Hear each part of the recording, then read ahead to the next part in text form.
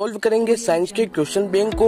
इससे पहले की वीडियो में हमने 36 क्वेश्चन सॉल्व किए थे। आज हम 37वें क्वेश्चन से स्टार्ट करेंगे। यह आपका 5वां पार्ट है। तो आपका 37वां क्वेश्चन है कि ऐसे प्रतिरक्षी का नाम बताइए जो आंवले को पार कर भ्रूण तक पहुंच सकता है। तो इसका आंसर होगा आपके IgG प्रतिरक्षी। आपके 38वां क्वेश्चन है कि सार्वत्रिक ग्राही रुधिर वर्ग कौन सा है। तो इसका आंसर होगा आपके AB रुधिर वर्ग। फिर आपके 39वां क्वेश्चन है कि समयुग्मजी अवस्था किसे कहते हैं। तो इसका आंसर होगा आपके जब किसी लक्षण को नियंत्रित करने वाले जीन के दोनों युग्म विकल्पी एक समान हो तो उसे हम क्या कहते हैं, समयुग्मजी। और आपके 40वां क्वेश्चन है कि विषम युग्मजी अवस्था किसे कहते हैं। तो इसका आंसर होगा आपके जब किसी लक्षण को नियंत्रित करने वाले जीन के दोनों युग्म विकल्पी असमान हो तो उसे विषम युग्मजी कहते हैं। सम युग्मजी में क्या था, दोनों समान थे, और इसमें क्या होगा, विषम युग्मजी में दोनों असमान। 41वां क्वेश्चन है कि मेंडल के नियमों की पुनः खोज किस वैज्ञानिकों द्वारा की गई। तो इसका आंसर होगा आपके हॉलैंड के हुंडू ब्रिज, दूसरा जर्मनी के कार्ल कोरेंस, तीसरा ऑस्ट्रिया के एरिक वॉन शेरमेक। 42वां क्वेश्चन है कि बाह्य संकरण किसे कहते हैं। तो इसका आंसर होगा आपके बाह्य संकरण में F1 पीढ़ी के पादप टीटी का संकरण अपने प्रभावी जनक टीटी से करवाया जाता है। तो इस संकरण से प्राप्त संतति में सभी पौधे लंबे प्राप्त होते हैं, जिनमें से 50% समयुग्मजी लंबे और 50% विषम युग्मजी लंबे पौधे प्राप्त होते हैं। अब आपको स्क्रीन पर एक इमेज दिखाई दे रही होगी। इस इमेज को भी आपके इस क्वेश्चन के अंदर लिखना होगा। फिर आपके 43वां क्वेश्चन है कि एक संकर संकरण का जीन पारूप अनुपात लिखे। तो इसका आंसर होगा आपके 1:2 अनुपात। 44वां क्वेश्चन है कि संतुलित भोजन व कुपोषण से क्या तात्पर्य है। तो इसका आंसर होगा आपके संतुलित भोजन ऐसे भोजन जिसमें सभी पोषक तत्व प्रचुर मात्रा में उपस्थित हो उसे संतुलित भोजन कहते हैं। फिर कुपोषण लंबे समय तक भोजन में एक या अधिक पोषक तत्वों की कमी को कुपोषण कहते थे। फिर आपके 45वां क्वेश्चन है कि पाचन कार्य में सम्मिलित अंगों के नाम लिखो।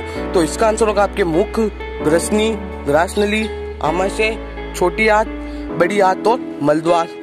46वां क्वेश्चन है कि रक्त को परिभाषित करें तथा रक्त के कार्य लिखे। तो इसका आंसर होगा आपके रक्त एक प्रकार का तरल संयोजी उत्तक है जो आवश्यक पोषक तत्व व ऑक्सीजन को कोशिकाओं में तथा कोशिकाओं से चयापचयी अपशिष्ट उत्पादों तथा CO2 का परिवहन करता है। ये एक हल्का क्षारीय तरल है। ये तो हो गई आपके रक्त की डेफिनेशन। अब हम देखते हैं रक्त के कार्य। तो O2 व CO2 का वातावरण तथा उत्तकों के मध्य विनिमय, दूसरा शरीर का pH नियंत्रित करना, तीसरा शरीर का ताप नियंत्रण, चौथा हार्मोन आदि को आवश्यकता के अनुरूप परिवहन करना। यह थे आपके रक्त के कार्य। 45वां क्वेश्चन है कि दालें किस कुल के पादपों से प्राप्त होती है। तो इसका आंसर होगा आपके लेग्यूमिनोसी। फिर आपके 50वां क्वेश्चन है कि मूंगफली का वानस्पतिक नाम लिखो। तो मूंगफली का वानस्पतिक नाम होता है एरेकिस हाइपोजिया। फिर आपके 49वां क्वेश्चन है कि रबी की फसल का एक उदाहरण लिखो। तो रबी की फसल में आप लिख सकते हो गेहूं। फिर आपके 50वां क्वेश्चन है कि किसी एक औषधीय पादप का वानस्पतिक नाम लिखे। तो आप हल्दी का वानस्पतिक नाम लिख सकते हो कुरकुमा लौंगा।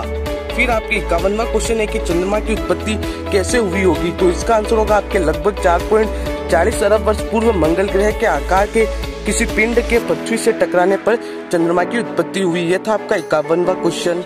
फिर आपके 52 क्वेश्चन है कि समुद्री धाराएं क्या होती है। तो इसका आंसर होगा आपको समुद्री धाराओं को समुद्र में बहने वाली नदी भी कहा जा सकता है। इसमें एक निश्चित दिशा में जल निरंतर बहता रहता है। कई समुद्री धाराओं में गर्म जल बहता है तो कई ठंडा जल। यह धाराएं हरिकेन व टाइफून जैसे तूफानों को जन्म देती है। फिर आपके 53 क्वेश्चन है कि डॉक्टर पंचानन माहेश्वरी का वनस्पति विज्ञान में क्या योगदान है। तो इसका आंसर होगा आपके डॉक्टर माहेश्वरी ने पादप भ्रूण विज्ञान पर विशेष कार्य किया। उन्होंने भ्रूण विज्ञान और पादप क्रिया विज्ञान के स्वयं मिश्रण से एक नई शाखा का निर्माण कर फूलों के विभिन्न भागों की कृत्रिम पोषण द्वारा वृद्धि करने में पर्याप्त सफलता हासिल की। यह था आपका 53वां। फिर आपके 54वां क्वेश्चन है कि मेंढक की टांगों के निर्यात का जैव विविधता पर प्रतिकूल प्रभाव हुआ है। इस कथन को समझाइए। तो इसका आंसर होगा आपके यह एक प्राकृतिक संसाधनों का अनियंत्रित विदोहन का उदाहरण है। मानव ने व्यावसायिक लाभ के लिए सजीवों का अत्यधिक व अनियंत्रित दोहन किया है। सन 1983 में भारत ने 3650 मीट्रिक टन मेंढक की टांगों का निर्यात की, जिसके कारण जंगलों में मेंढक की संख्या कम होती गई तथा ऐसे कीट जिन्हें मेंढक खाते थे की संख्या में अप्रत्याशित वृद्धि हो गई। यह था आपका 54 क्वेश्चन। 55वां क्वेश्चन है कि स्व स्थानीय संरक्षण किसे कहते हैं? तो इसका आंसर होगा आपके ऐसा संरक्षण जो प्राकृतिक आवास में ही मानव द्वारा प्रदत्त अनुरक्षण से किया जाता है, स्व स्थानीय संरक्षण कहलाता है। फिर आपके 56 क्वेश्चन है कि रुधिर वर्ग की आनुवंशिकता समझाइए। तो इसका आंसर होगा आपके रुधिर वर्ग की आनुवंशिकता के कई अनुप्रयोग है, जैसे प्राकृतिकता संबंधी विवादों का हल, सफल रक्तदान, आनुवंशिक रोगों जैसे हीमोफीलिया का इलाज। फिर आपके 59वां क्वेश्चन है कि आपको टिप्पणी लिखनी है जीन पारूपनपात और लक्षण पारूपनपात पे। तो जीन पारूपनपात में आपको लिखना सजीव की आनुवंशिकीय रचना को तो जीव पारूपनपात कहते हैं। फिर लक्षण पारूपनपात किसी सजीव की बाह्य प्रतीति के अनुपात को हम लक्षण पारूपनपात कहते थे। यह था आपका 59वां क्वेश्चन। फिर आपके 61वां क्वेश्चन है कि फिटकरी का रासायनिक सूत्र लिखिए। तो इसका आंसर होगा आपके K2SO4.Al2 कोष्टक SO4 कोष्टक 3.24H2O। फिर आपके 62वां क्वेश्चन है कि मिट्टी की अम्लता दूर करने में काम आने वाले पदार्थ का नाम लिखिए। तो इसका आंसर होगा आपके चूना, जिसे रासायनिक नाम है इसका CaO। आपके 63वां क्वेश्चन है कि सिल्वर नाइट्रेट का रासायनिक सूत्र लिखकर एक उपयोग लिखिए। तो सिल्वर नाइट्रेट का रासायनिक नाम होता है AgNO3 और उसका उपयोग फोटोग्राफी में और उर्वरक में किया जाता है। फिर आपके 64वां क्वेश्चन है कि जिप्सम से प्लास्टर ऑफ पेरिस प्राप्त करने की अभिक्रिया का रासायनिक समीकरण लिखिए। तो इसका आंसर होगा आपके 2CaSO4.2H2O, जिसे हम 393 केल्विन पर गर्म करेंगे तो 2CaSO4.1/2H2O प्लस 3H2O। ये था हमारा जिप्सम, इससे हमें प्राप्त हुआ POP, जिसे हम बोलते हैं प्लास्टर ऑफ पेरिस।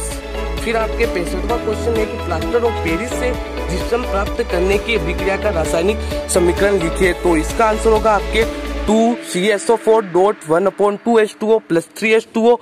इससे क्रिया कराएंगे तो 2CaSO4.2H2O। फिर आपके 66वां क्वेश्चन है कि सोडियम कार्बोनेट से धावन सोडा प्राप्त करने की अभिक्रिया का रासायनिक समीकरण लिखिए। तो इसका आंसर होगा आपके Na2CO3.10H2O, जिसे हम 373 केल्विन से अधिक पर गर्म करेंगे तो Na2CO3 प्लस 10H2O। फिर आपके 67वां क्वेश्चन है कि एक ही दिशा में चलकर संपन्न होने वाली अभिक्रिया क्या कहलाती है? तो इसका आंसर होगा आपके अनुत्क्रमणीय अभिक्रिया। फिर आपके 68वां क्वेश्चन है कि ऊष्मीय अपघटन से आप क्या समझते हैं? तो इसका आंसर होगा आपके इस अभिक्रिया जिसमें अभिकारक का अपघटन उष्मा द्वारा होता है, ऊष्मीय अपघटन कहलाती है। जैसे CaCO3, इसे हम उष्मा से गर्म करेंगे तो हमारे पास क्या आएगा CaO प्लस O। 69वां क्वेश्चन है कि 2Na प्लस O2 क्रिया कराए तो 2Na2O। उक्त अभिक्रिया में Na का Na2O में बदलना कहलाता है। तो इसका आंसर होगा आपके ऑक्सीकरण। फिर आपके 70वां क्वेश्चन है कि मंद अभिक्रिया दर्शाने की किसी एक अभिक्रिया का रासायनिक समीकरण लिखिए। तो इसका आंसर होगा वे रासायनिक अभिक्रिया जिनको पूर्ण होने में कई घंटे, दिन या वर्ष तक लग जाते हैं, उन्हें मंद अभिक्रिया कहते हैं।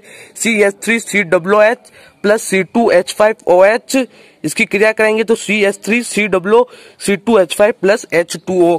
फिर आपके 71वां क्वेश्चन है कि CH3COO प्लस H2O की क्रिया कराएंगे तो CH3COOH प्लस C2H5OH। उक्त अभिक्रिया में स्वतः उत्प्रेरक को छाटिए। तो इसका आंसर होगा आपके CH3COOH है जो स्वतः उत्प्रेरक है। फिर आपके 72वां क्वेश्चन है कि बहिस्थानीय संरक्षण किसे कहते हैं? तो इसका आंसर होगा जैव विविधता संरक्षण की इस विधि में संकटग्रस्त पादप व जंतु प्रजातियों को उनके प्राकृतिक आवास से बाहर कृत्रिम आवास में संरक्षण प्रदान किया जाता है।